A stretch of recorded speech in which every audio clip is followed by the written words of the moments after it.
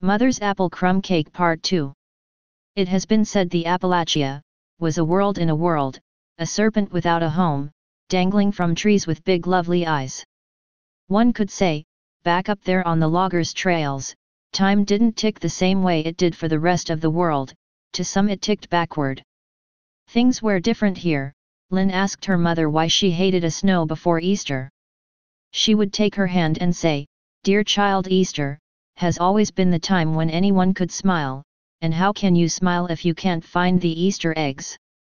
Back then they didn't color eggs, and if the ground was white, you couldn't find the eggs." Her mother would go as far to blame modern man for the changes they had made to the world. Their time of invention had changed the weather. People still blame the acts of others on the world, but no one ever does anything about it. Sure, someone would get sued for dumping chemicals in a pond or river, but they're not punished the same way as if you took another's life. The irony and truth behind this: a slow unknown murder is fine, might cost you $1 or $2, but a quick one can cost you your life. That year was different. That year she ensured the kids would be able to find their Easter eggs and smile. She saw the signs, the turning leaf, and how the fog would cover the river. As soon as the snow started to fall, she would make her way to the top of Devil's Peak. She claimed there was special water, here a gray, sweet-tasting pool, which was fed from the snow at the top of Devil's Peak. Around the pool, hemlock and deadly nightshades stood guard. As you walked along the trail to this bubbling pool, one would find skeletons of thirsty animals that had been picked clean by the vultures as they succumbed to the pool's special priorities. She found this place of death and sleep on one of her many hikes across the trails. She called this place the Shadowland, or the Land of Constant Dreams.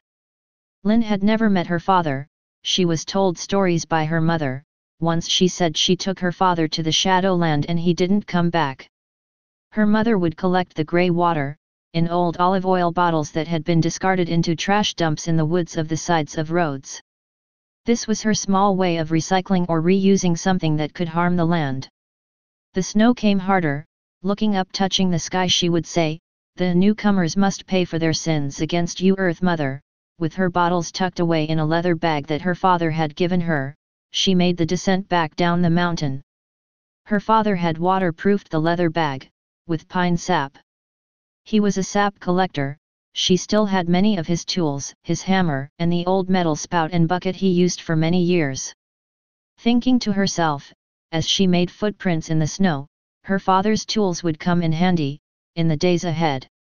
Once, she was at her little shack. She grabbed a few logs for the fire and the cook stove.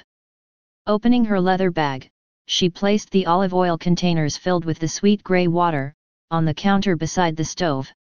Her mother was conceded a master cook in them parts. Her apple crumb cake had won awards, and she still had newspapers that had pictures of her mother holding them. What many of the newcomers called a heavenly delight. When she was still alive, many would come from all over just for a bite of this wonderful cake. As she mixed the batter, the fire cracked and popped as if it was singing old forgotten songs. Then she added the last ingredient, the gray water. As she poured the batter into the cake pans, she thought to herself, the kids will have Easter this year, and the others will get what they deserve. The sweet crumb smell filled the three-room shack. In a way it reminded her of Christmas time. As she finished up the cake, it smelled and looked just like her mother's. After all, she had watched her many times as she would cook this. For a moment she was taken back to happier times with her mother. She boxed up the large cake in one of her mother's cake containers, grabbed her coat and her father's tools, making her way to the door.